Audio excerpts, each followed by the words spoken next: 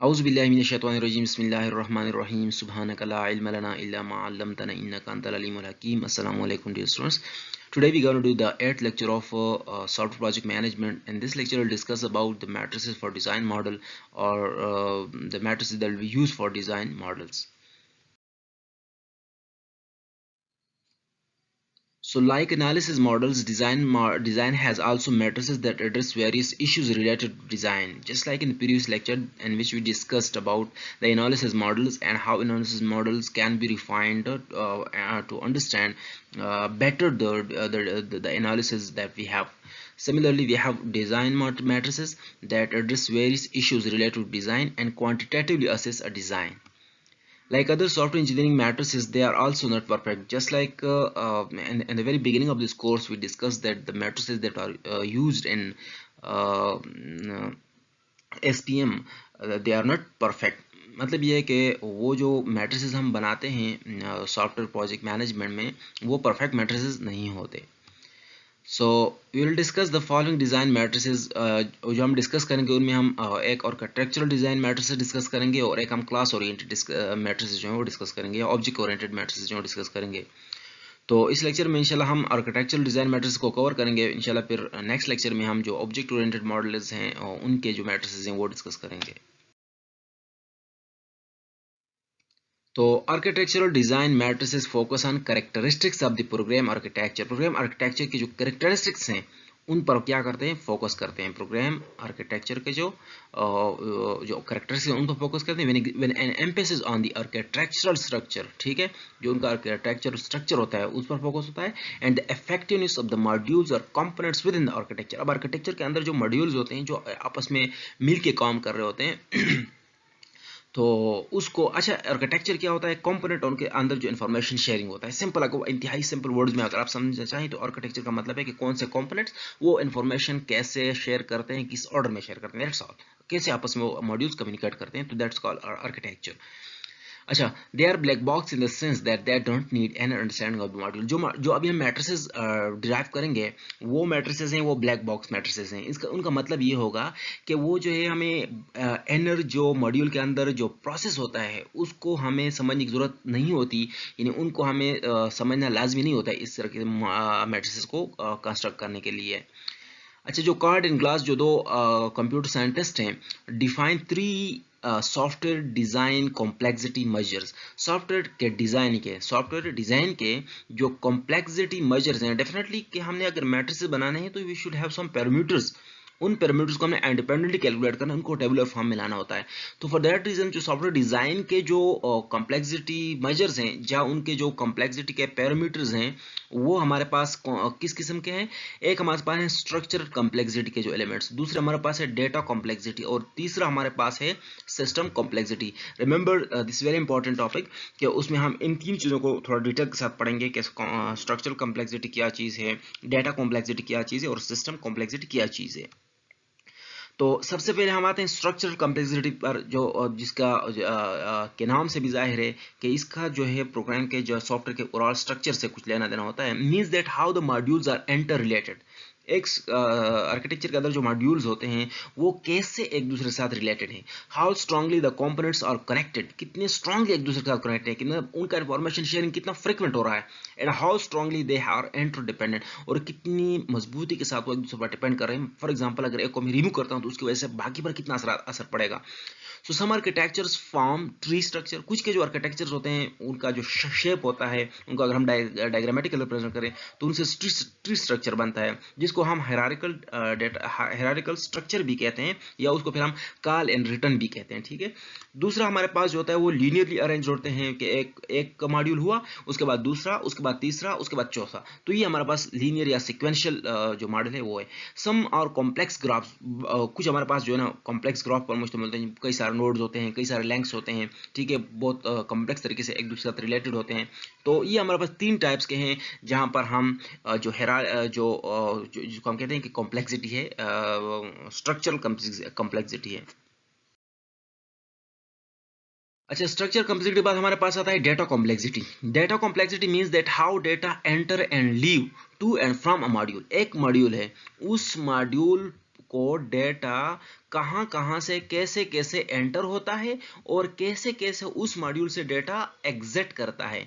तो ये चीज़ जो है इसको हम डेटा कॉम्प्लेक्सिटी कहते हैं। अगर ये बहुत ज़्यादा रास्ते हैं, बहुत ज़्यादा तरीकों से आता है, बहुत ज़्यादा डेटा आता है और बहुत ज़्यादा डेटा निकलता है, तो फिर हम कहेंगे ये कॉम्प्लेक्स, ये जो ना इसकी जो डेटा कॉम्प्लेक्सिटी वो ज़्यादा है। ठीक है। So how many channels are there for data entering, data enter होने के लिए कितने रास्ते हैं, एंड लीविंग अ मॉड्यूल, और उसको छोड़ने के लिए, इसको निकलने के लिए। How static global and local data are manipulated by a module, एक मॉड्यूल स्टैटिक ग्लोबल और लोकल डेटा को कैसे मैनिपुलेट करता है। क्योंकि अगर एक मॉड्यूल एक ग्लोबल डेटा को, ये मॉड्यूल है यहाँ पर, अगर ग्लोबल डेटा है तो उसको डेफिनेटली इस मॉड्यूल को उसकी जरूरत पड़ेगी, तो एट मस्ट फ्रिक्वेंटली या तो वहाँ पर कुछ राइट करेगा या उसको रीड करेगा। तो ये हमें समझना होगा। सिमिलरली स्टैटिक डेटा को हमने रीड करना होता है, लोकल डेटा इंटरनली होता है मॉड्यूल के अंदर के, उसको कितने फ्रिक्वेंटली मतलब वो यूज करता होता है। तो ये सारी चीजें मिला के हम उसको कहते हैं डेटा कॉम्प्लेक्सिटी। थर्ड जो हमारे पास है system complexity. System complexity is overall complexity of system. ये हमारे पास system complexity basically is nothing but the sum of data complexity and structural complexity. It is basically the sum of data complexity and structural complexity. यहाँ पर लिखा हुआ है कि data complexity और स्ट्रक्चरल कॉम्प्लेक्सिटी का जो कंबाइंड नाम है उसको हम क्या कहते हैं, सिस्टम कॉम्प्लेक्सिटी। अब हम एक एक को जो ना डिटेल के साथ पढ़ेंगे कि सबसे पहले हम स्ट्रक्चर कॉम्प्लेक्सिटी को पढ़ेंगे कि स्ट्रक्चर कॉम्प्लेक्सिटी हम फाइंड कर रहे हैं किस किस्म के स्ट्रक्चर के लिए। हमने पढ़े कि कुछ हमारे पास हेरारिकल होते हैं, जो ट्री हमने भी इसको कहा, कुछ हमारे सिक्वेंशियल होते हैं, कुछ हमारे पास ग्राफ होते हैं। तो हम फिलहाल पढ़ रहे हैं हेरारिकल डेटा स्ट्रक्चर के बारे में। For a system is given by the formula, अगर हमने किसी हेरारिकल सिस्टम की स्ट्रक्चरल कॉम्प्लेक्सिटी फाइंड करनी है तो उसके लिए जो हमारे पास मॉडल है, जो फार्मूला है, वो क्या है कि इस एट आई, ठीक है, यानी structural complexity of ith component, structural complexity of ith component is equal to F out square of I. अच्छा, एफ आउट क्या चीज है, तो एफ आउट, तो अगर हम स्क्वायर को थोड़ा रख लें तो एफ आउट क्या चीज है, F out is the fan out from the module I. Module आई से जो फैन आउट है जितने, अब फैन आउट क्या चीज है, मॉड्यूल से फैन आउट का क्या मतलब है, from ith module number of modules immediately subordinate to the module I. ठीक है, इसको हम कहते हैं मॉड्यूल आई कहते हैं। या आप एक मेरे पास मॉड्यूल है, इस मॉड्यूल जो बाकी मॉड्यूल इसको कितना फ्रिक्वेंटली इन्वॉक करते हैं, या कितने मॉड्यूल्स हैं जो इसको यूज करते हैं, इसको कॉल करते हैं, बाकी ये मॉड्यूल है फर्ज करें, ठीक है। और ये हमारे पास मॉड्यूल 1 है। इस मॉड्यूल को ये मॉड्यूल क्या कर रहा है, यहाँ पर आप देखें ना, एक हमारे पास है फैन इन, एक हमारे पास है फैन आउट। इन दोनों चीजों को यहाँ पर समझ लें। Fan is means that how many modules invoke the module I, कि इस मॉड्यूल को कितने मॉड्यूल कॉल कर रहे हैं। फॉर एग्जांपल, ये मॉड्यूल यहां से भी कॉल हो रहा है, ये मॉड्यूल इस मॉड्यूल से भी कॉल हो रहा है, और ये मॉड्यूल इस मॉड्यूल से भी कॉल हो रहा है। तो अगर ये मॉड्यूल 3 मॉड्यूल से कॉल हो रहा है तो हम कहेंगे कि इसका जो फैन एन है, जो एफ एन से लिखते हैं, एफ और यहाँ पर एन, एफ एन से लिखते हैं, वो क्या हो गया, इसका हो गया 3, क्योंकि 3 ऐसे मॉड्यूल्स हैं जो इसको इन्वॉक करते हैं, इसको यूज करते हैं, इसको कॉल करते हैं। सिमिलरली अगर हमारे पास हम फैन आउट की बात करें तो ये वाला मॉड्यूल जो है ये कितने मॉड्यूल्स को कॉल कर रहा है। फॉर एग्जांपल, ये इस मॉड्यूल को कॉल कर रहा है, इधर कोई दूसरा एक मॉड्यूल है उसको कॉल कर रहा है, इधर कोई तीसरा एक मॉड्यूल है उसको कॉल कर रहा है। तो उस सिचुएशन में हम फिर कहते हैं कि इसका जो फैन आउट है वो 3 है, लिहाजा फैन आउट 3 हो गया। अब इस 3 का हम क्या लेते हैं, स्क्वायर ले लेते हैं। यहाँ पर फैन आउट का स्क्वायर ले लेते हैं, fan out of ith module, ठीक है, कि ith मॉड्यूल का फैन आउट का हम स्क्वायर ले लें तो उसको हम कहते हैं इसकी स्ट्रक्चरल कॉम्प्लेक्सिटी है। समझा इस बात की? आई होप कि आप समझ चुके होंगे कि एक मॉड्यूल है, वो मॉड्यूल अपने से बाहर जितने मॉड्यूल्स है, कितने मॉड्यूल्स को कॉल कर रहा है तो उसको हम फैन आउट कहते हैं। और बाहर से कुछ मॉड्यूल्स हैं, वो एक मॉड्यूल को कॉल कर रहे हैं, तो वो कितनी मॉड्यूल्स हैं उनको हम फैन इन कहेंगे। हम आगे भी इसको डिस्कस करेंगे, अपने फार्मूले में लाएंगे। तो स्ट्रक्चरल कॉम्प्लेक्सिटी अभी खत्म हो गई है। अच्छा, अभी हम डेटा कॉम्प्लेक्सिटी पे जाते हैं। तो data complexity is found using the formula data complexity of ith component is equal to v at i divide by fan out of i plus 1। अब यहाँ पर फैन आउट का तो पता है कि फैन आउट वो नंबर ऑफ मॉड्यूल है जो इस मॉड्यूल से कॉल हो रहे हैं, लेकिन v ऑफ i क्या है, तो v of i is the number of variables entering and leaving a module. एक मॉड्यूल में एंटर और लीव होने वाले वेरिएबल्स कितने हैं, जैसे आर्गूमेंट के शेप में आ गए, ठीक है। हम जैसे फंक्शन डिक्लेयर करते हैं ना, तो उसके साथ हम यहाँ पर उसका एक आर्गूमेंट लेस बना देते हैं। उस आर्गूमेंट लेस में हमारे पास कुछ वेरिएबल्स होते हैं। ये वेरिएबल बेसिकली जो एक्सटर्नल वेरिएबल होते हैं उनकी कॉपीज होती हैं, कि अगर जब हम इस फंक्शन को कॉल करते हैं तो वहाँ से 3 वेरिएबल्स लाएगा, एक इसमें रखेगा, एक इसमें रखेगा और एक इसमें रखेगा, एक फंक्शन कॉल की वजह से। तो हम कहेंगे इसको जो डेटा एंटर हो रहा है वो 3 डेटा एंटर हो रहे हैं। लीविंग कितने लीव हो रहे हैं यहाँ से, कि रिटर्न वो कितना कर रहा है, या फिर आपने अंदर से किसी दूसरे मॉड्यूल को कॉल कर रहा है, वहाँ से कुछ पैरामीटर के तौर पर जो है ना कुछ वेरिएबल्स को पास कर रहा है। तो एक फंक्शन को बाहर से कितने डेटा वेरिएबल्स आ रहे हैं और कितने उसके वेरिएबल्स एनर से जो है ना बाहर की तरफ जा रहे हैं, उनका सम जो होगा। तो इसको हम कह देंगे कि भाई ये जो उसको एन हो रहे हैं, ठीक है, जो उसको आ रहे हैं एंटर हो रहे हैं, एंड प्लस जो आउट से जा रहे हैं तो एंटर और लीव जो कर रहे हैं, वो सारे वेरिएबल को हम सम करके उसको वी ऑफ आई कहेंगे, ठीक है। तो इस फार्मूले से हम उसकी फिर डेटा कॉम्प्लेक्सिटी मालूम कर सकते हैं कि data complexity of ith variable is equal to number of variable living and entering the system divided by entering the module divided by fan out of the ith module plus 1। Fan out का मतलब है कि इस module, ये module कितने external module को call कर रहा है। सिस्टम कॉम्प्लेक्सिटी जो हमारे थर्ड वन है, can be found by summing up structural complexity and data complexity. Data और स्ट्रक्चर कॉम्प्लेक्सिटी हम सम कर लेते हैं, उसको हम क्या कहते हैं, फिर उसको हम सिस्टम कॉम्प्लेक्सिटी कहते हैं। तो इसको मैंने यहाँ पर सी इसलिए लिखा है कि ताकि इसके साथ कंफ्यूज होना जाए, ठीक है, स्ट्रक्चर के साथ। तो system complexity is equal to structure complexity plus data complexity. अब आप देख सकते हैं कि स्ट्रक्चर का फार्मूला यहाँ पर आप लगा लें कि F out I square and V I divide by F out plus 1। तो ये हमारे पास हो गया किसी सिस्टम की system complexity. With this formula, the overall complexity of the system can be found for hierarchical architecture। याद रखें कौन से आर्किटेक्चर के लिए फार्मूले हैं, ये hierarchical architecture के लिए, जिसका दूसरा नाम क्या है, ट्री, तीसरा नाम क्या है, कॉल एंड रिटर्न आर्किटेक्चर। तो कॉल एंड रिटर्न आर्किटेक्चर के लिए या फिर hierarchical आर्किटेक्चर के लिए हम जो सिस्टम कॉम्प्लेक्सिटी फार्मूला है हमारे पास वो ये है। अच्छा, ये तो हमारे पास एक तरीका है। दूसरा जो हमारे पास तरीका है, we also have another simple model to find the overall complexity of call and return architecture। या जो hierarchical architecture है उसका हमारे पास एक दूसरा मेथड भी है जो बहुत सिंपल सा है। In this model the system is represented graphically। Graphically हम सिस्टम को रिप्रेजेंट कर लेते हैं, और ऑफकोर्स क्या हम कहते हैं कि ये hierarchical है तो उसका जो ग्राफ होगा वो इस किस्म का होगा, ठीक है, कि एक मॉड्यूल होगा, उसके कुछ नीचे उसके सबऑर्डिनेट्स होंगे, उसके नीचे फिर कुछ और सबऑर्डिनेट्स होंगे एंड सो ऑन, एक ट्री के फॉर्म में जो है ना ये बनेगा। इस किस्म के जो पूरे सिस्टम को हम बना लेंगे तो उसके बाद हम जो है मॉडल साइज फाइंड कर लेंगे। साइज हमारे पास क्या होगा, n+a। साइज हम किस तरह, जब हम पूरे सिस्टम को ग्राफ बना लेंगे उसके बाद उसका साइज ले लेंगे। साइज क्या होगा, n+a। n is use where n is the number of nodes. कितने नोड्स है, मतलब ये 1 हो गया, ये 2 हो गया, ये 3 हो गया, तो इन नोड्स को हम काउंट कर लेंगे। And A is the number of arcs. Arcs कितने हैं, अब ये भी पॉसिबल है कि यहाँ से एक लिंक यहाँ गया हो, यहाँ से एक लिंक यहाँ गया हो, यहाँ से एक लिंक यहाँ गया हो। अब इन सारे लिंक्स को हम फाइंड कर लेंगे। ये 1 हो गया, ये 2 हो गया, ये 3 हो गया, ये 4 हो गया, ये 5 हो गया, ये 6 हो गया, ये जो नए हमने बनाए 6 हो गया, ये 7 हो गया, ये 8 हो गया। तो इन सारों को हम सम कर लेंगे, आर्क्स को और नोड को भी सम कर लेंगे, सबको हम ऐड करेंगे तो उसको हम कहते हैं हमारे पास इस हायरार्की का साइज है। अब उसी आर्किटेक्चर को जरा आगे अगर हम देखें तो उसके the maximum nodes from no root to leave is called depth, ठीक है। जो लीव्स तक जो मैक्सिमम नोड होंगे उनको हम कहेंगे डेप्थ। अब इसमें हमारे पास कौन से रास्ते से हम मैक्सिमम नोड से आ सकते हैं, तो अगर हम यहाँ से आए, फिर यहाँ से आए, फिर यहाँ से आए, फिर यहाँ से आए, तो इसमें हमारे पास 1 2 3 4 5।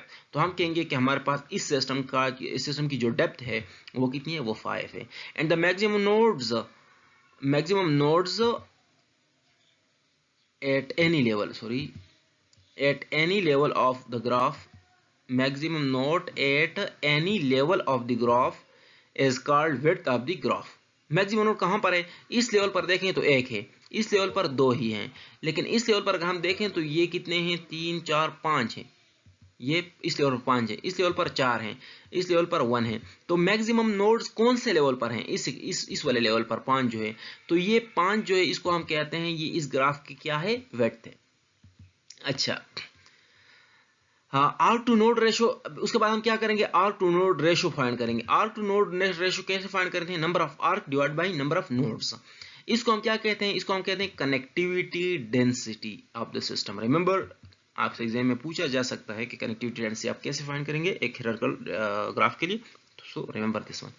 ठीक है, तो उसके लिए हम जो है ना उसका रेशो आर्क नोड रेशो बना लेंगे। For example, if a system has 10 nodes and similarly it has 5 arcs, then its connectivity is given by 10 by 5 is equal to 2। तो इसको हम कनेक्टिविटी डेंसिटी कहते हैं कि अगर एक सिस्टम है, इस केस में अगर हम देखें तो इस केस में हमारे पास आर्क्स को कैलकुलेट करके और फिर एन नोड्स कैलकुलेट करके आर्क को नोड पर डिवाइड कर लें तो उससे आपको पता चल जाएगा कि इसकी कनेक्टिविटी डेंसिटी कितनी है।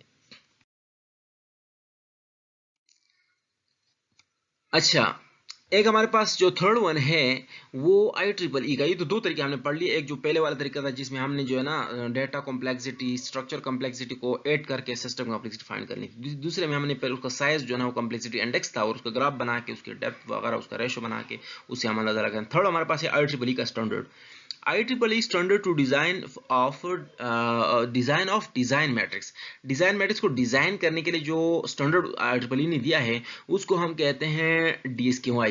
DSQI क्या है, डिजाइन स्ट्रक्चर क्वालिटी इंडेक्स। इस whose value lies between 0 and 1। इसकी वैल्यू जो हमारे पास 0 and 1 के दरमियान होती है। इट इज फाउंड एज, इसको हम ऐसे फाइंड करते हैं, सबसे पहले हम जो 7 पैरामीटर्स हैं अपने सिस्टम के वो फाइंड करेंगे। कुछ क्वेश्चंस होंगे, कुछ एट्रीब्यूट्स होंगे, उनकी वैल्यूज हम फाइंड करेंगे। तो S1 क्या है, the total number of modules defined in the program architecture. Program architecture में टोटल मॉड्यूल्स कितने हैं उसको हम S1 कह देंगे। ठीक है, the number of modules whose correct function depends on the source of the data input और the produced data to be used elsewhere.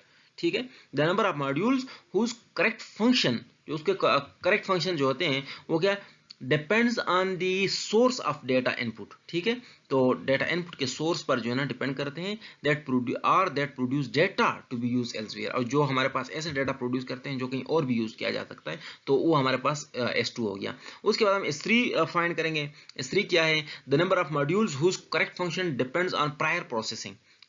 मतलब ऐसा फंक्शन है जिसका जिसकी जो एग्जीक्यूशन है, जो करेक्ट प्रोसेसिंग है, वो डिपेंड कर रही है कि पहले से प्रोसेसिंग पर, मतलब पहले प्रोसेसिंग होंगी उसके बाद जो है ना वो रिजल्ट हमने लेके किसी नेक्स्ट फंक्शन में पुट कर दिया, तो वो जो फंक्शन होगा उसको हम कहेंगे ये S3 है। S4 हमारे पास क्या है, the number of database items. Database items कितने हैं S4 के अंदर, हमारे पास entities plus all attributes irrespective of everything. ठीक है, सब को हम काउंट करेंगे तो हमारे पास क्या होंगे, डेटाबेस आइटम्स होंगे, जो number of tables and plus उसके जितने जी कॉलम्स भी होंगे। Similarly the total number of unique database items, जो यूनिक डेटाबेस आइटम्स होंगे, मतलब ऐसे होंगे जो हमने उनकी नॉर्मलाइजेशन न की हो तो उससे पहले जो होता है। The number of database segments. Segments जो हमारे इंडिविजुअल ऑब्जेक्ट या जो डिफरेंट रिकॉर्ड्स होते हैं, डिफरेंट रिकॉर्ड्स जो होते हैं उनको भी हम काउंट कर लेंगे, वो डेटाबेस सेगमेंट्स कहलाएंगे। The number of modules with a single entry and exit. ऐसे मॉड्यूल्स जो जिसमें सिंगल एंट्री हो और सिंगल एग्जिट हो, यानी एक बार उसमें आपने एंट्री करना हो और एक बार उससे एग्जिट करना हो, ऐसे कौन से कितने मॉड्यूल्स हैं वो भी हमने फाइंड करने होते हैं। तो ये 7 जो चीजें हैं, सबसे पहले हमने इनको फाइंड करना है अपने सिस्टम के अंदर। उसके बाद after computing all about values the following intermediate values will be computed. उसके बाद हम इंटरमीडिएट वैल्यूज कैलकुलेट करेंगे। कैसे कैलकुलेट करेंगे इंटरमीडिएट वैल्यूज, हमारे पास 7 एसेस हैं, तो हमने जो डीज हैं, मुख्तलिफ 6 डीज हैं वो कैलकुलेट करेंगे। सबसे पहले प्रोग्राम स्ट्रक्चर, जो जिसको हम D1 कहेंगे, तो D1 हमने फाइंड करना है। D1 क्या होता है, if the design of the system is flow oriented और object oriented then D1 is 1, otherwise 0। अगर हमारे पास जो सिस्टम है उसका जो फ्लो है वो अगर फ्लो ओरिएंटेड था या ऑब्जेक्ट ओरिएंटेड था, तो उस केस में हमने D1 की वैल्यू 1 लेनी है, नहीं तो हमने क्या लेनी है, 0 लेनी है। Similarly modular and dependence D2 हमने फाइंड करना है। D2 कैसे फाइंड करेंगे, it is found by D2 is equal to 1 minus S2 by S1। यहाँ पर हमने S2 S1 फाइंड किए होंगे, तो S1 को S2 पर डिवाइड करके 1 से सब्ट्रैक्ट करके तो हमें D2 की वैल्यू मिल जाएगी। अच्छा, थर्ड जो हमें फाइंड करना है वो क्या है, modules not dependent on prior processing, जो प्रायर प्रोसेसिंग पर डिपेंड नहीं करते। It is found by D3 is equal to 1 minus S3 by S1। ठीक है, 1 minus S3 by S1। Database size जो है G4 वो हमें फाइंड करना है, और वो किस चीज से रिलेट होगा, डेफिनेटली S5 S6 S4 से रिलेटेड होगा, तो 1 minus S5 divide by S4। Data compartmentalisation या उसकी जो मॉड्यूलराइजेशन है वो D5 वो फाइंड करेंगे, कैसे मालूम करें, D5 is equal to 1 minus S6 divide by S4। और उसके बाद मॉड्यूल एंट्रेंस या एग्जैक्ट कैरेक्टरिस्टिक्स जो D6 है वो हम फाइंड करेंगे, D6 equal to 1 minus S7 by S1। ठीक है, सो ये 6 डीज जो हैं ये हम फाइंड कर लेंगे। उनके बाद जो हमने करना है वो क्या करना है, अगर ये सारी चीजें एक बार हम फाइंड कर लें तो once all these values are computed then DSQI is computed use formula. तो हम DSQI फाइंड करेंगे, कैसे करेंगे, समेशन WI DI। अब समेशन WI DI को तो पता है कि D1 2 3 4 5 6 हमने आगे जो फाइंड किया, अभी डीज जितने हैं वो फाइंड कर लिए, लेकिन व्हाट अबाउट W's क्या हैं, W's हमारे पास है रिलेटिव इंपॉर्टेंस। WI एक ith मॉड्यूल का रिलेटिव इंपॉर्टेंस क्या है, अगर हम सारे W's को जमा करेंगे तो इसकी वैल्यू 1 के बराबर होगी, इसका मतलब प्रोबेबिलिटी टाइप चीज है। The importance of a factor goes in manner that, जो उसकी इंपॉर्टेंस जो इन फैक्टर है उनको हम कैसे फाइंड करेंगे, WI is equal to 1 over n। अब ये खुद से भी कैलकुलेट कर सकते हैं, लेकिन अगर आपने कुछ लीनियर फैशन से करने हैं, आपने उनको नंबर देने हैं, तो फिर आप इस फार्मूले से कर सकते हैं, n is equal to 1 2 up to 7, जहां पर जो 1 की वैल्यू है ये रिप्रेजेंट करेगी कि ये चीज बहुत इंपॉर्टेंट ये है कि बस एक ये और यही है। ठीक है, सिमिलरली इनकी ये हर एक 2 3 4 7 का मतलब होगा कि भाई बहुत कम इंपॉर्टेंट है, तकरीबन उसकी कोई इंपॉर्टेंस तकरीबन नहीं है, बहुत कम इंपॉर्टेंस है उस पार्टिकुलर डी का। ठीक है, उस पार्टिकुलर डी का। If the DSQI is too low, अगर DSQI की वैल्यू बहुत कम आ गई, it shows that the proper design has not been made, तो अच्छा डिजाइन नहीं हुआ, मतलब DSQI की वैल्यू हमने फाइंड की वो बहुत कम आ गई, इसका मतलब है कि हमने जो है अच्छा डिजाइन नहीं किया। अब हम कैसे पता चलेगा कि ये वैल्यू बहुत कम है या ज्यादा है, तो हमारे पास ऑर्गेनाइजेशनल स्टैंडर्ड में जो है ना एक स्टैंडर्ड वैल्यू रखी होगी, एक बेंचमार्क वैल्यू रखी होगी कि ये हमारे पास DSQI की वैल्यू होनी चाहिए, तो उससे छोटी होगी तो मतलब हमारा डिजाइन अच्छा नहीं है। उसके बाद हमने उसको क्या करना है, इंप्रूव रिफाइन करना होता है। So design should be reviewed and refined, अगर ऐसा नहीं है तो फिर हम डिफाइन को रिव्यू करना होता है और उसको रिफाइन करना होता है। अच्छा, हम अब इसको एग्जाम्पल के साथ समझ लेते हैं। सबसे पहले मैंने क्या कहा है, we have object oriented design. अगर ऑब्जेक्ट ओरिएंटेड डिजाइन है तो एक बात तो यहां से ही क्लियर हो गई कि हमारे पास D1 इज इक्वल टू 1 होगा, D1 इज इक्वल टू 1, क्योंकि बात हमने कहा है कि ऑब्जेक्ट ओरिएंटेड डिजाइन है और जैसे होगी तो D1 की वैल्यू हम यहीं से कैलकुलेट कर लेंगे, D1 इज इक्वल टू 1। अच्छा, उसके एसेस अगर हम देखें तो इस टेबल से आप ये देख सकते हैं कि एस के वैल्यूज S1 2 हैं, S2 3 हैं, S3 4 हैं, S4 2 हैं, S5 3 हैं, S6। अच्छा, यहाँ पर एक चीज़, ये एग्जांपल में थोड़ी गलती हुई है मुझसे, लेकिन आप लोगों ने जो है ना इसको एहतियात से करना है। मैंने बिल्कुल एक रफ एग्जांपल दिया है। आप ये S1 जो है ना इसमें नंबर ऑफ मॉड्यूल्स थे, अब नंबर ऑफ मॉड्यूल 2 हैं, जिनमें से एंटर और लीव जो सिंगल एग्जिट एंट्री है वो 4 हैं, ऐसा नहीं हो सकता। लिहाजा ये एक सिर्फ आपको जो है ना समझाने के लिए एक ब्लू प्रिंट मैंने आपको दिया हुआ है कि इस तरह की सिचुएशन आपके पास होगी कि यहाँ पर एस की कुछ वैल्यू होगी, फॉर एग्जांपल यहाँ पर 10 हो गए या इस तरह कुछ भी हो गए। ठीक है, ये मॉड्यूल S1 है, उसके बाद S2 इतने हैं, S3 इतने हैं, S4 इतने हैं, S5 S6 S7 ये सब आपको दिए गए होंगे। उसके बाद आपने क्या करना है, उसके बाद आपने डीज कैलकुलेट करने हैं। तो डीज में कैलकुलेट आपने इस तरह कर सकते हैं कि अच्छा, इंपॉर्टेंस आपने ले लेने हैं पहले, डब्ल्यूज की वैल्यूज जो हैं वो इंपॉर्टेंस आप ले लें, डीज की वैल्यू बाद में कैलकुलेट कर लेते हैं। तो इंपॉर्टेंस आप ले लें और हर एक चीज़ की इंपॉर्टेंस आप देख लें। तो W1 की इंपॉर्टेंस 0.2 है, W2 की 0.1 है, W3 की 0.2 है, W4 की 0.3 है, W5 की 0.09 है, W6 की 0.11 है। सबको अगर ऐड कर लें तो इनसे 1 आएगा। ठीक है, सबको अगर ऐड कर लें तो इनसे 1 आएगा। उसके बाद then we have to find design structure query and this. अच्छा, for that purpose we first compute R Ds. तो हमने डीज फार्मूला करेंगे using the formulas mention above. अभी हमारे पास डीज की वैल्यू, चूंकि हमारे पास ऑब्जेक्ट ओरिएंटेड डिजाइन है तो D1 की वैल्यू हमने क्या ले ली है, ये हमारे पास वो वैल्यूज हैं, आप देख सकते हैं फार्मूले के तौर पर। तो D1 इज इक्वल टू 1 होगा, क्योंकि हमारे पास क्या है, ऑब्जेक्ट ओरिएंटेड डिजाइन है, फ्लो ओरिएंटेड या ऑब्जेक्ट ओरिएंटेड डिजाइन होगा, तो उसके बाद डी की वैल्यू क्या होगी, 1 होगी। सेकेंडली हमारे पास 2 है, तो आप देख सकते हैं 2 मॉड्यूल इंडिपेंडेंस जो D2 है वो क्या है, 1 माइनस S2 बाई S1। तो S2 बाई S1 और 3 बाई 2, 1 माइनस 3/2 उसकी वैल्यू आप कैलकुलेट कर सकते हैं, तो -0.5 आ जाएगी। सिमिलरली D3 की वैल्यू आप इस तरह कैलकुलेट कर सकते हैं इस फार्मूले की मदद से कि D3 = 1 - 3/S1। सिमिलरली D4 की वैल्यू आप देख सकते हैं, इस फार्मूले से आप कर सकते हैं कि D4 is equal to 1 minus S5 divide by S4। Similarly S5 की वैल्यू आप कर सकते हैं कि 1 minus S6 by S4। And finally आप D6 की वैल्यू इस तरह कैलकुलेट करते हैं, यहाँ पर सॉरी यहाँ पर 6 है, 6 की वैल्यू आप इस तरह calculate 1 minus S7 by S1। जब ये सारे डीज हम फाइंड कर लेंगे तो फिर डी स्क्यू आई की जो है ना वो फार्मूला लिख लेंगे। अब हमारे पास सारे डीज की वैल्यूज आ चुकी हैं, तो ये हमारे पास डीज की वैल्यूज हैं, ऊपर इस एस की वैल्यूज हैं, डब्ल्यू की वैल्यूज हैं। तो फिर हमने जो है ना now let us use D skew I, जो हमारे पास summation W I D I के बराबर है। तो आई और हम 1 लगाएंगे तो डब्ल्यू वन आप देख सकते हैं कि ये हो गया W1 और उसके साथ हो गया D1। Similarly W2 D2, similarly W3 D3, W4 D4, W5 D5, इनमें से एक 0 है तो सारी कहानी 0 हो गई। और सिमिलरली D6 W6, इनको हम सम अप कर लेते हैं, इसको आप ऐड कर लें, कुछ वैल्यू आपको मिल जाएगी, उसको हम कहेंगे क्या है अब यहाँ पर आप देख सकते हैं कि इसकी वैल्यू नेगेटिव में आएगी, लेकिन इट डजंट मैटर क्योंकि हमारे पास बिल्कुल ये मॉक एग्जांपल था, कोई प्रैक्टिकल एग्जांपल नहीं था। कभी भी प्रैक्टिकल ऐसा नहीं हो सकता कि एक चीज़ के टोटल मॉड्यूल ट्रू हों, जिनमें से कुछ मॉड्यूल 3 हो, कुछ 4 हो, कुछ इस तरह के कुछ नहीं हो सकते। लिहाजा दैट्स ऑल। ये था हमारे पास कि कैसे आपने एक डिज़ाइन मॉडल के मैट्रिक्स तैयार करने हैं। 3 तरीके हमने डिस्कस किए, एक जो हमारे पास डेटा कॉम्प्लेक्सिटी स्ट्रक्चर कॉम्प्लेक्सिटी को ऐड करने से सेक्शन कॉम्प्लेक्सिटी मालूम करनी थी, दूसरा जो हमने ग्राफ बना के उसकी डेप्थ वेड्थ और उसका रेशो कम जो डेंसिटी थी वो फाइंड करनी थी, थर्ड जो हमारे पास IEEE का जो रिकमेंडेड डी स्क्यू आई था वो हमने पढ़ा कैसे किया जाता है और उस पर एक एग्जांपल भी किया। आपको एग्जाम में ऐसा क्वेश्चन दिया जा सकता है जिसमें एक एस टेबल हो, उसके अलावा आपको कुछ वेट्स टेबल हो, आपको मॉडल के बारे में बताया गया हो कि कौन सा मॉडल फॉलो किया गया है और आपसे ये कहा जाए कि आप फाइंड करें डी स्क्यू आई।